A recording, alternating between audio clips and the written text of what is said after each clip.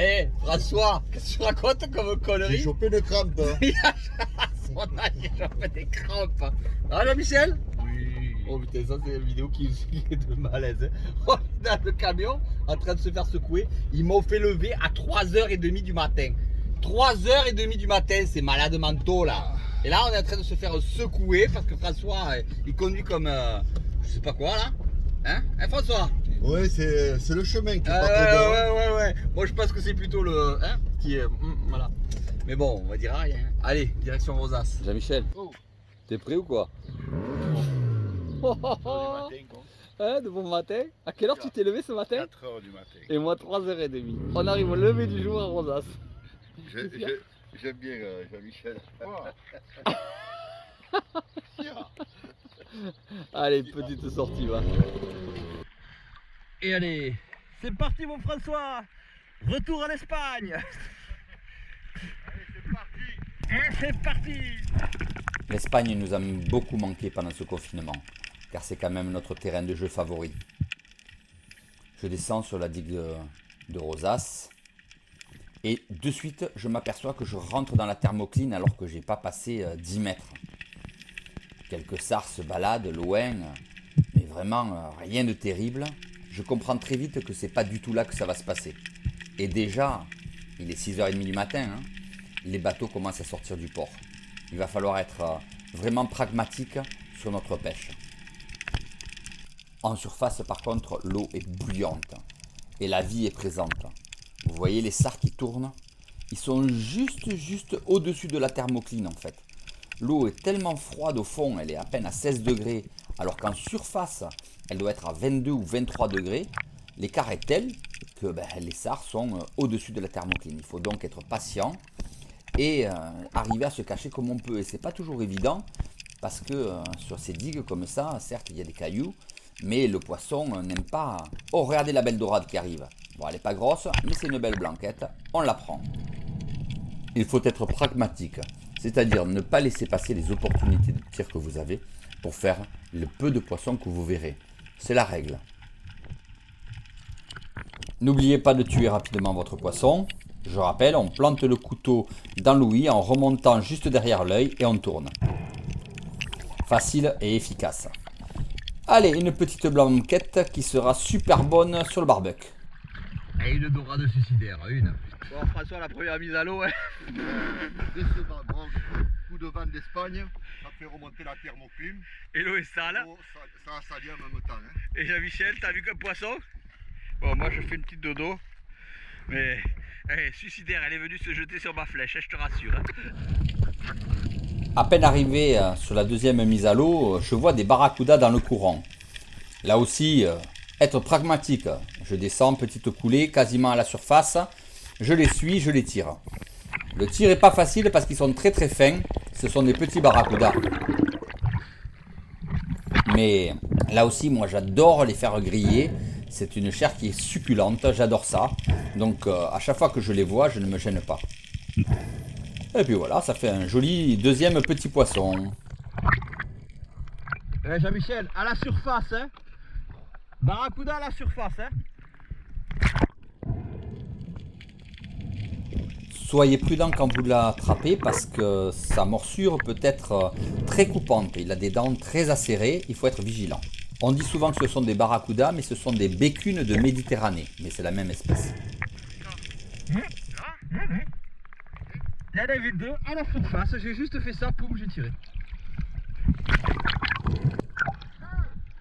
Tu en vois? Je ne vois pas les poissons dont Jean-Michel me parle. Donc je décide de descendre. En fait, je vais me faire surprendre parce que ce qu'il a vu, c'est quelques petits dentis qui étaient en haut du sec et qui ont glissé le long du sec. Mais moi, je ne les ai pas vus. Donc je descends, je longe le sec à l'abri du courant. Hein. Le courant était dessus, de façon à ne pas me faire voir et arriver face au courant pour essayer de faire venir le poisson en moi. Et vous voyez, dès ma descente, je crée mes appels pour déjà exciter le poisson. Et arrivé au fond, je cherche les barracudas, je ne les vois pas. Il n'y a rien. Hop, je vois un petit loup. Je le regarde. Ah, il est un peu petit. Non, je ne le tire pas. Il est trop petit, je le laisse. Et là, hop, j'aperçois les dentis. Mais je suis pas assez caché et surtout, il me manque 2 ou 3 mètres. Ah, il tourne et il s'en va. Dommage, il était gros. Et là, je vois un autre loup qui est de belle taille. Et là, encore une fois, pragmatique, je préfère prendre le loup. Rester là pour les dentis alors que je n'avais pas l'apnée pour les faire aurait été dommage. Donc, je préfère prendre le loup. Putain, il y avait les dentis. J'ai pas pu tirer les dentis. Un banquier de dentis. J'ai pas pu le tirer, donc du coup j'ai tiré le loup. J'ai pas pu tirer les dentis, j'étais trop court. Je remonte mon loup. C'est déjà bien de faire un joli loup comme ça. Chez nous en Méditerranée, il n'y en a presque plus, malheureusement. Donc je suis bien content d'avoir pu tirer cette belle pièce.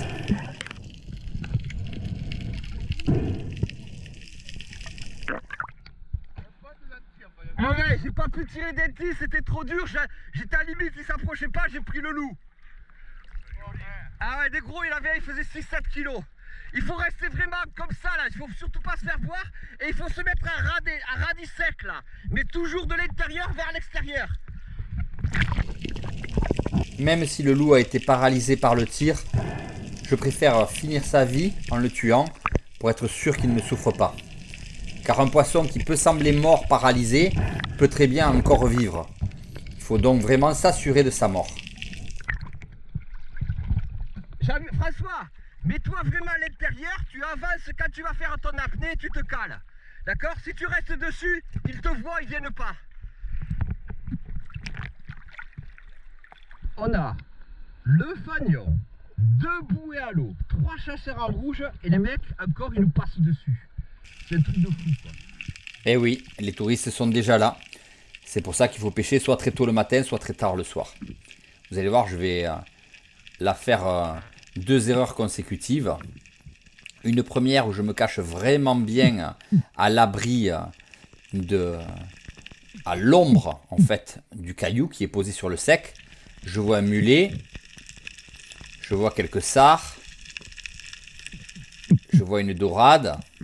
J'essaye d'appeler tout ça. Je suis bien caché dans l'ombre du caillou, donc il ne me voit pas. J'espère toujours revoir les dentis.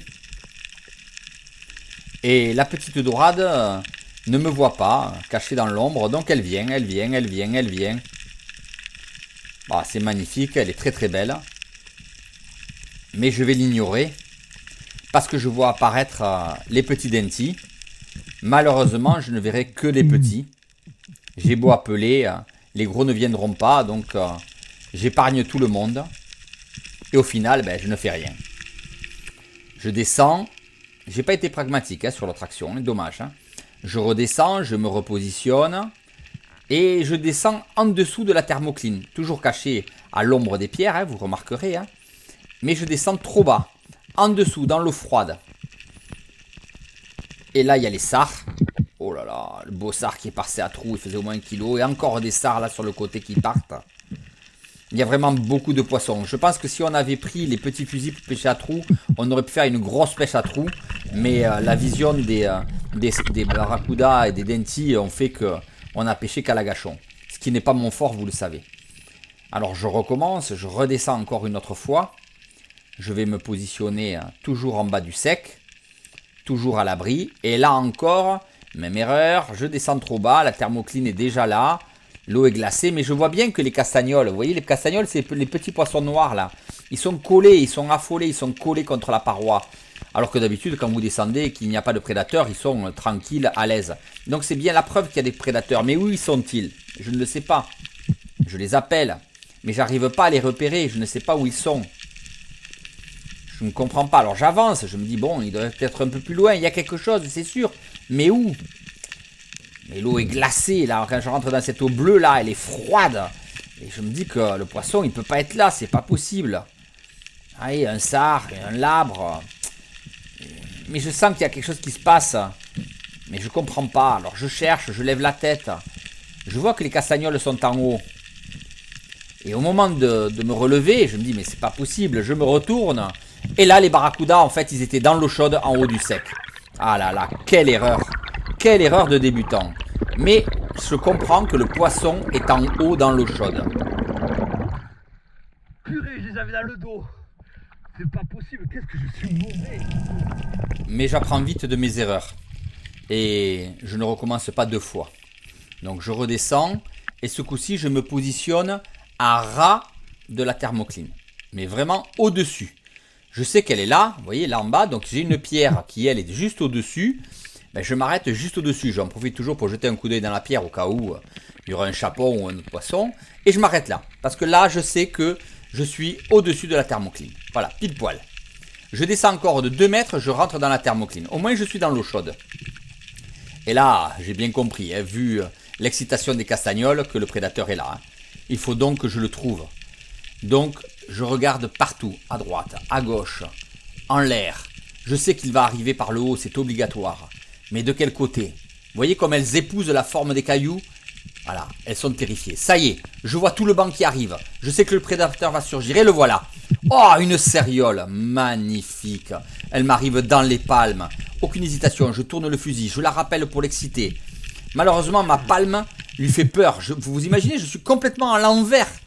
Je l'appelle pour la faire revenir, elle revient. Je sais que j'aurai pas 50 chances et je la tire de très loin. Elle est prise. Waouh, quelle action!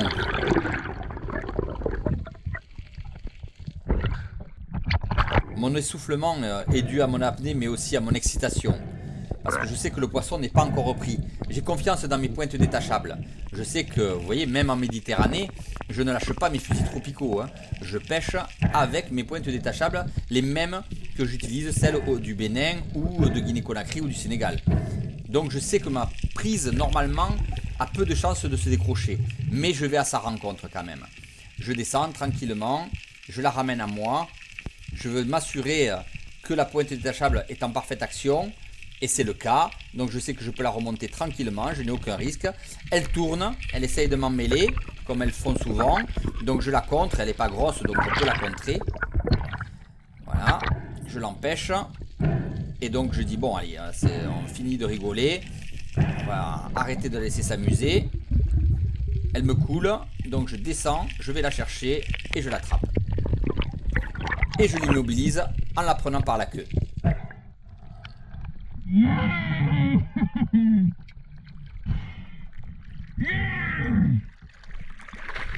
Ah, quelle action! Ma joie est intense, non pas parce que c'est un gros poisson, c'est un beau poisson, mais pas un poisson exceptionnel, mais l'action que j'ai exécutée était vraiment parfaite. Donc vraiment, ça me remplit de plaisir et bien sûr, je la tue pour pas qu'elle souffre. Écoutez, j'aurais pas eu les barracudas, j'aurais pas eu les dentis, mais j'aurais eu une magnifique céréole. Ah, je suis content. Alors là, ouais, trop heureux. Et puis l'action était difficile. Hein. Et je suis déjà à la tête d'une belle ceinture méditerranéenne. Alors Jean-Michel, t'as fait quoi? T'as tout raté? T'as vu les barras quand même? Oui, les bras, j'ai des dorades, Tu as manqué? Allez, monte! Allez, monte! dans la mer. Allez, monte! Oh là, faut pas essayer du côté de l'ami pour qu'il monte. Oh là là! Allez, monte! Allez! Allez, retour à l'eau. Maintenant sur toute ta filière. Et toi? Ouais. Allez, Michel? Ouais. Continuez? C'est la pointe à Jean-Michel, toute ta filière. On dit que c'est la pointe à Jean-Michel parce qu'en fait, il s'appelle Jean-Michel Figuère. Et donc, Punta Figuera, c'est sa pointe. Et je connais juste à la pointe une grande faille longue que je suis systématiquement à l'indienne pour me placer à l'agachon au bout. Et je sais que toujours le poisson se trouve à droite. Donc, j'anticipe déjà la position de mon fusil. Je le place bien à droite. Mais malheureusement pour moi, comme quoi le savoir des fois vous joue des tours, alors que je m'approche, en regardant bien à droite parce que je suis persuadé que le poisson va arriver là, et bien à gauche j'ai un magnifique sartambour. Je déplace mon fusil mais le mouvement du fusil il a fait peur, c'est trop tard, je sais d'avance qu'il est perdu. J'essaye de lui foncer dessus mais c'est infaisable. Merde, je l'ai pas vu du bon côté. Purée, un beau poisson, hein. Dommage. Allez, je redescends. J'ai un poste à Agachon là qui est pas mal. La question c'est est-ce qu'il va être dans la thermocline ou pas. Eh ben oui, il est en dessous de la thermocline. Alors je ne peux pas y descendre. Donc je vais rester sur un poste très très à découvert, mais qui est au-dessus de la thermocline. On ne sait jamais. Et là, alors que je commence mon agachon et que j'appelle, je regarde à droite, à gauche, en bas, j'hésite à descendre, hop, et j'aperçois 2 poissons. Purée, j'en reviens pas. C'est une badèche et une dorade grise. Une badèche ici, c'est extrêmement rare. Oh là là, alors, la dorade grise, bien sûr, elle s'avance, elle est tranquille et elle est belle. J'hésite, est-ce que je la tire pas? Non, non, non, je peux pas tirer ce poisson-là, je m'en voudrais à mort. Alors je palme, quelques coups de palme vers la badèche, elle pareil, je la tire. Mais la puissance de mon fusil fait que j'arrive à l'harponner. Je suis assez sûr de mon tir. Et en plus, ma pointe détachable a fait son effet. Je suis d'ailleurs en train de développer des pointes détachables d'anti-spearfishing et un jour je vous expliquerai tout ça. Mais pour l'instant, on reste en phase de test. Et je remonte mon poisson. Poisson qui, avec une pointe normale, aurait pu être perdu. Mais là, aucun risque, il ne se détachera pas. C'est sûr et certain. Ah, elle est belle! Magnifique poisson. Je suis trop heureux. Ça, c'est un poisson rarissime. Badèche à Agachon. Oh là là, yeah. Alors ça c'est un poisson d'enfer. Si j'ai fait ce poisson qui d'habitude est très profond, c'est uniquement parce que ce jour-là, la thermocline était très haute. Environ entre 11 et 12 mètres. Sinon, ces poissons évoluent toujours très bas, 38, 40, 50 mètres. Mais ils remontent parce que eux non plus n'aiment pas l'eau froide. Surtout que ça fait remonter toute la nourriture dont ils ont besoin. Alors, elles sont pas aussi grosses que celles du Sénégal, mais fait ici, je peux vous dire que ça pour moi c'est un poisson qui vaut de l'or. Ouais. Ah, je suis trop content. Très belle prise. Il y a trop de passages. Vous avez vu du poisson?